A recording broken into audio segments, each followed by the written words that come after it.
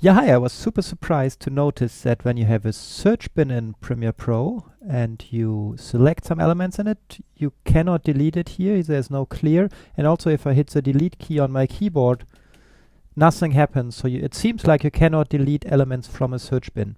And probably because they are just like copies of other files, right? For example, this Cyber Extravaganza 916 file is actually just this one.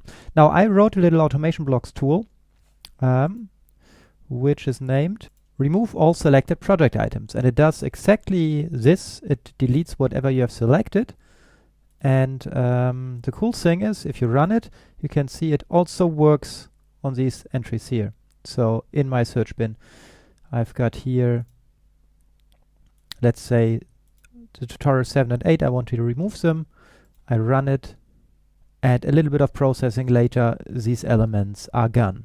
Yeah, and you can also see that the corresponding items, so they do not just disappear here in the list, but also in your project, not just in the search bin, of course, but they really go away from your project.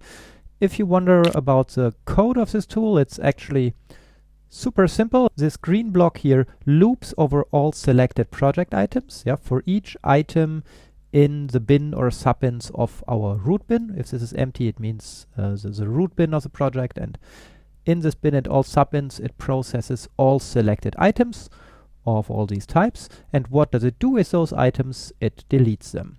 So if you want to use this tool, just download the XML file attached to the forum post, and in automation blocks, click on load to load the XML file.